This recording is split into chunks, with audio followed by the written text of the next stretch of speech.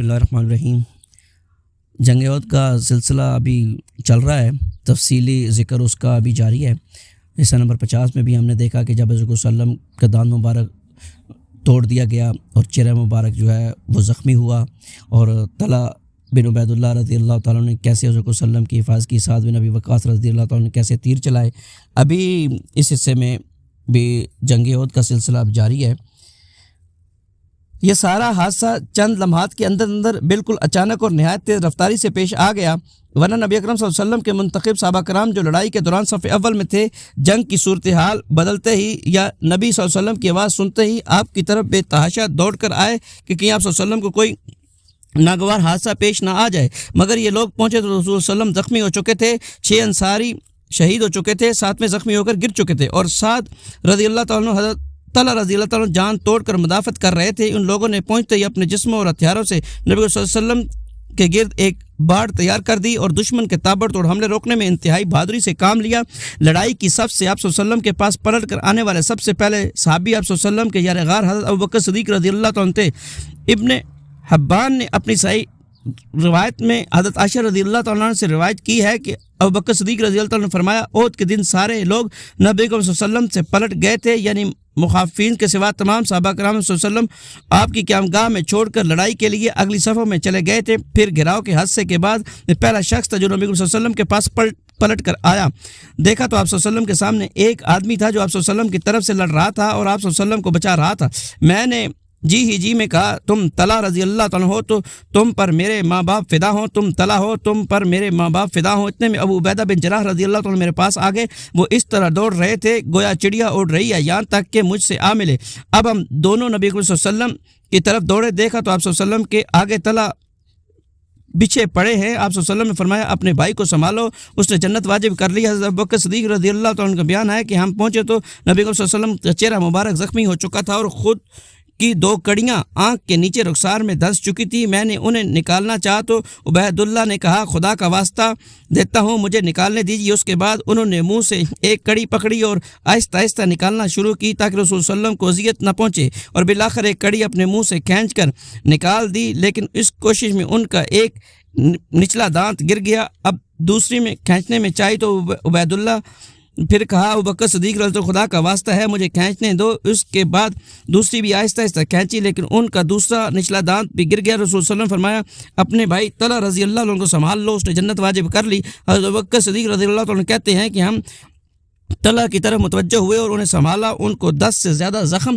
آ چکے تھے۔ اس سے بھی اندازہ ہوتا ہے کہ طلحہ رضی اللہ تعالیٰ نے اس دن دفاع و قتال میں کیسی جان بازی اور بے جگری سے کام لیا تھا۔ پھر انہی نازک ترین لمحات کے دوران رسول اللہ صلی اللہ علیہ وسلم کے گرد جان باز صحابہ کی ایک جماعت بھی آن پہنچی، جن کے نام یہ ہیں: ابو دجانہ، مصعب بن عمیر، علی ابن ابی طالب، سہل بن حنیف، مالک بن سنان، ابو عمارہ، نصیبہ بنت کعب، قتادہ بن نعمان، عمر بن خطاب، حاتب بن ابی بلتیہ اور ابو طلحہ رضی اللہ تعالیٰ عنہ اجمعین۔ ادھر مشرکین کی تعداد بھی لمحہ بلمحہ بڑھتی جا رہی تھی، جس کے نتیجے میں ان کے حملے سخت ہوتے جا رہے تھے اور ان کا دباؤ بڑھتا جا رہا تھا، یہاں تک کہ رسول اللہ صلی اللہ علیہ وسلم چند گڑھوں میں سے ایک گڑھے میں جا گرے، جنہیں ابو عامر فاسق نے اسی قسم کی شرارت کے لیے کھود رکھا تھا، اور اس کے نتیجے میں آپ صلی اللہ علیہ وسلم کا گھٹنا موچ کھا گیا۔ چنانچہ حضرت علی رضی اللہ تعالیٰ نے آپ صلی اللہ علیہ وسلم کا ہاتھ تھاما اور طلحہ بن عبید اللہ نے، جو خود بھی زخموں سے چور تھے، آپ صلی اللہ علیہ وسلم کو آغوش میں لیا، تب آپ صلی اللہ علیہ وسلم برابر کھڑے ہو سکے۔ نافع بن جبیر کہتے ہیں کہ میں نے ایک مہاجر صحابی کو سنا فرما رہے تھے، میں جنگ احد میں حاضر تھا، میں نے دیکھا کہ ہر جانب سے رسول صلی اللہ علیہ وسلم پر تیر برس رہے ہیں اور آپ صلی اللہ علیہ وسلم تینوں کے بیچ میں ہیں، لیکن سارے تیر آپ صلی اللہ علیہ وسلم سے پھیر دیے جاتے ہیں، یعنی آگے گھیرا ڈالے ہوئے صحابہ انہیں روک لیتے ہیں۔ اور میں نے دیکھا کہ عبداللہ بن شہاب زہری کہہ رہا تھا کہ مجھے بتاؤ محمد صلی اللہ علیہ وسلم کہاں ہیں، یا تو میں رہوں گا یا وہ رہے گا، حالانکہ رسول صلی اللہ علیہ وسلم اس کے بازو میں تھے، آپ صلی اللہ علیہ وسلم کے ساتھ کوئی بھی نہ تھا۔ پھر وہ آپ صلی اللہ علیہ وسلم سے آگے نکل گیا۔ اس پر صفوان نے اسے ملامت کی، جواب میں اس نے کہا کہ واللہ میں نے اسے دیکھا ہی نہیں، خدا کی قسم وہ ہم سے محفوظ کر دیا گیا ہے۔ اس کے بعد ہم 4 آدمی یہ عہد و پیمان کر کے نکلے کہ انہیں قتل کر دیں گے، لیکن ان تک پہنچ نہ سکے۔ بہرحال اس موقع پر مسلمانوں نے ایسی نادر زورگار جان بازی اور تابناک قربانیوں سے کام لیا جس کی نظیر تاریخ میں نہیں ملتی۔ چنانچہ ابو طلحہ رضی اللہ تعالیٰ نے اپنے آپ کو رسول صلی اللہ علیہ وسلم کے آگے سفر بنا لیا وہ اپنا سینہ اوپر اٹھا لیا کرتے تھے تاکہ آپ صلی اللہ علیہ وسلم کو دشمن کے تیروں سے محفوظ رکھ سکیں۔ حضرت انس رضی اللہ عنہ کا بیان ہے کہ احد کے روز لوگ یعنی عام مسلمان شکست کھا کر رسول اللہ صلی اللہ علیہ وسلم کے پاس آنے کے بجائے ادھر ادھر بھاگ گئے اور ابو طلحہ رضی اللہ عنہ صلی اللہ علیہ وسلم کے آگے ایک ڈھال لے کر سپر بن گئے۔ وہ ماہر تیر انداز تھے، بہت کھینچ کر تیر چلاتے تھے، چنانچہ اس دن 2 یا 3 کمانیں توڑ ڈالی۔ نبی صلی اللہ علیہ وسلم کے پاس سے کوئی آدمی تیروں کا ترکے لے کر گزرتا تو آپ صلی اللہ علیہ وسلم فرماتے کہ ابو طلحہ کے لیے بکھیر دو، اور نبی صلی اللہ علیہ وسلم قوم کی طرف سر اٹھا کر دیکھتے تو ابو طلحہ کہتے میرے ماں باپ آپ پر قربان، آپ صلی اللہ علیہ وسلم سر اٹھا کر نہ جھانکیں، آپ کو قوم کا کوئی تیر نہ لگ جائے، میرا سینہ آپ کے سینے کے آگے ہے۔ حضرت انس رضی اللہ عنہ سے یہ بھی مروی ہے کہ حضرت ابو طلحہ رضی اللہ عنہ نبی صلی اللہ علیہ وسلم کے سمیت ایک ہی ڈھال سے بچاؤ کر رہے تھے، اور ابو طلحہ بہت اچھے تیر انداز تھے۔ جب وہ تیر چلاتے تو نبی صلی اللہ علیہ وسلم گردن اٹھا کر دیکھتے کہ ان کا تیر کہاں لگا۔ حضرت ابو دجانہ رضی اللہ عنہ کے آگے کھڑے ہو گئے اور اپنی پیٹھ کو آپ صلی اللہ علیہ وسلم کے لیے ڈھال بنا دیا۔ ان پر تیر پڑ رہے تھے لیکن وہ ہلتے نہ تھے۔ حضرت حاتب بن ابی بلتا نے عتبہ بن ابی وقاص کا پیچھا کیا جس نے نبی صلی اللہ علیہ وسلم کا دندان مبارک شہید کیا تھا، اسے اس زور کی تلوار ماری کہ اس کا سر جھٹک گیا، پھر اس کے گھوڑے اور تلوار پر قبضہ کر لیا۔ حضرت سعد بن ابی وقاص رضی اللہ عنہ بہت زیادہ خواہاں تھے کہ اپنے اس بھائی عتبہ کو قتل کریں، مگر وہ کامیاب نہ ہو سکے، بلکہ یہ سعادت حضرت حاتب رضی اللہ عنہ کی قسمت میں تھی۔ حضرت سہل بن حنیف بھی بڑے جانباز تیر انداز تھے، انہوں نے رسول اللہ صلی اللہ علیہ وسلم سے موت پر بیعت کی اور اس کے بعد مشرکین کو نہایت زور و شور سے دفع کیا۔ رسول اللہ صلی اللہ علیہ وسلم خود بھی تیر چلا رہے تھے، چنانچہ حضرت قتادہ بن نعمان رضی اللہ عنہ کی روایت ہے کہ رسول اللہ صلی اللہ علیہ وسلم نے اپنی کمان سے اتنے تیر چلائے کہ اس کا کنارہ ٹوٹ گیا، پھر اس کی کمان کا حضرت قتادہ رضی اللہ عنہ بن نعمان نے لے لیا اور وہ انہی کے پاس رہی۔ اس روز یہ واقعہ بھی ہوا کہ حضرت قتادہ کی آنکھ چوٹ کھا کر چہرے پر ڈھلک آئی، نبی صلی اللہ علیہ وسلم نے اسے اپنے ہاتھ سے پپوٹے کے اندر داخل کر دیا۔ اس کے بعد ان کی دونوں آنکھوں میں یہی زیادہ خوبصورت لگتی تھی اور اس کی بینائی زیادہ تیز تھی۔ حضرت عبد الرحمن بن عوف رضی اللہ عنہ لڑتے منہ میں چوٹ کھائی جس سے ان کا سامنے کا دانت ٹوٹ گیا اور انہیں 20 سے زیادہ زخم آئے، جن میں سے بعض زخم پاؤں میں لگے اور وہ لنگڑے ہو گئے۔ ابو سعید خدری رضی اللہ عنہ کے والد مالک بن سنان رضی اللہ عنہ نے رسول اللہ صلی اللہ علیہ وسلم کے چہرے سے خون چوس کر صاف کیا۔ آپ صلی اللہ علیہ وسلم نے فرمایا اسے تھوک دو، انہوں نے کہا واللہ اسے تو میں ہرگز نہ تھوکوں گا۔ اس کے بعد پلٹ کر لڑنے لگے۔ رسول اللہ صلی اللہ علیہ وسلم نے فرمایا جو شخص کسی جنتی آدمی کو دیکھنا چاہتا ہو وہ انہیں دیکھ لے۔ اس کے بعد وہ لڑتے لڑتے شہید ہو گئے۔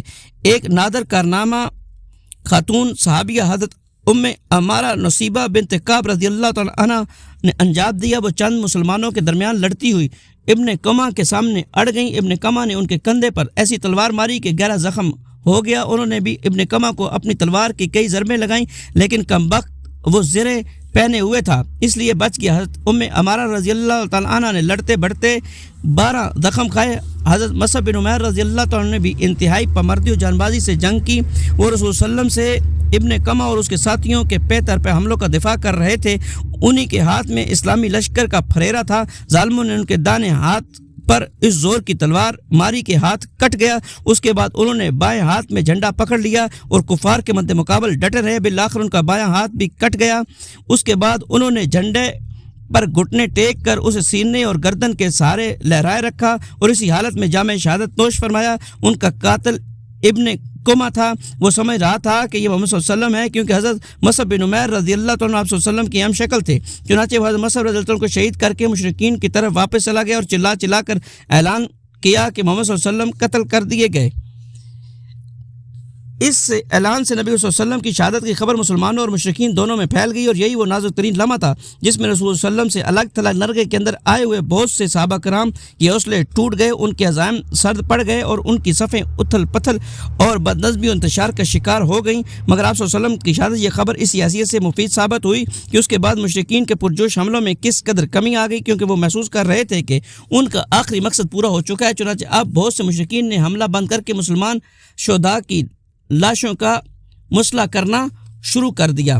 حضرت مصعب بن عمیر رضی اللہ عنہ کی شہادت کے بعد رسول صلی اللہ علیہ وسلم نے جھنڈا حضرت علی ابن ابی طالب رضی اللہ عنہ کو دیا۔ انہوں نے جم کر لڑائی کی۔ وہاں پر موجود باقی صحابہ کرام نے بھی بے مثال جان بازی اور سرفروشی کے ساتھ دفاع اور حملہ کیا، جس سے بالآخر اس بات کا امکان پیدا ہو گیا کہ رسول صلی اللہ علیہ وسلم مشرکین کی صفیں چیر کر نرغے میں آئے ہوئے صحابہ کرام کی جانب راستہ بنائیں۔ چنانچہ آپ صلی اللہ علیہ وسلم نے قدم آگے بڑھایا اور صحابہ کرام کی جانب تشریف لائے۔ سب سے پہلے حضرت کعب رضی اللہ تعالیٰ بن مالک نے آپ صلی اللہ علیہ وسلم کو پہچانا، خوشی سے چیخ پڑے، مسلمانوں خوش ہو جاؤ، یہ ہے رسول اللہ صلی اللہ علیہ وسلم۔ آپ صلی اللہ علیہ وسلم نے اشارہ فرمایا کہ خاموش رہو تاکہ مشرکین کو آپ صلی اللہ علیہ وسلم کی موجودگی اور مقام موجودگی کا پتہ نہ لگ سکے، مگر ان کی آواز مسلمانوں کے کان تک پہنچ چکی۔ چنانچہ مسلمان آپ کی پناہ میں آنا شروع ہو گئے اور رفتہ رفتہ تقریباً 30 صحابہ جمع ہو گئے۔ جب اتنی تعداد جمع ہو گئی تو رسول صلی اللہ علیہ وسلم نے پہاڑ کی گھاٹی یعنی کیمپ کی طرف ہٹنا شروع کر دیا، مگر چونکہ اس واپسی کے معنی یہ تھے کہ مشرکین نے مسلمانوں کو نرغے میں لینے کی جو کارروائی کی تھی وہ بے نتیجہ رہ جائے، اس لیے مشرکین نے اس واپسی کو ناکام بنانے کے لیے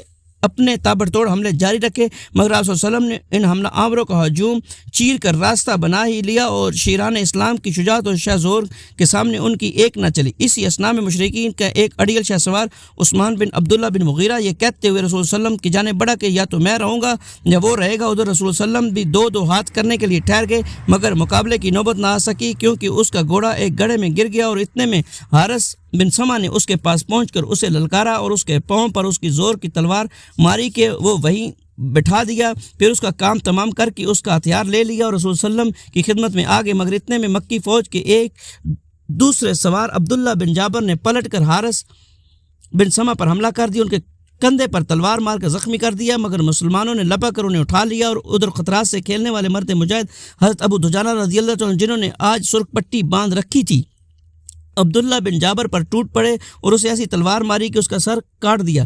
کرشمہ قدرت دیکھیے کہ اسی خون ریز مار دھاڑ کے دوران مسلمانوں کو نیند کی جھپکیاں بھی آ رہی تھی، اور جیسا کہ قرآن نے بتایا ہے کہ یہ اللہ کی طرف سے امن و طمانت تھی۔ ابو طلحہ کا بیان ہے کہ میں ان لوگوں میں تھا جن پر احد کے روز نیند چھا رہی تھی، یہاں تک کہ میرے ہاتھ سے کئی بار تلوار گر گئی۔ حالت یہ تھی کہ وہ گرتی تھی اور میں پکڑتا تھا، پھر گرتی تھی اور پھر پکڑتا تھا۔ خلاصہ یہ کہ اس طرح کی جان بازی اور جان سپاری کے ساتھ یہ دستہ منظم طور سے پیچھے ہٹتا ہوا پہاڑ کی گھاٹی میں واقع کیمپ تک جا پہنچا اور بقیہ لشکر کے لیے بھی اس محفوظ مقام تک پہنچنے کا راستہ بنا دیا۔ چنانچہ باقی ماندہ لشکر بھی آپ صلی اللہ علیہ وسلم کے پاس آ گئے اور حضرت خالد کی فوج عبقریت رسول اللہ صلی اللہ علیہ وسلم کی فوجی عبقریت کے سامنے ناکام ہو گئی۔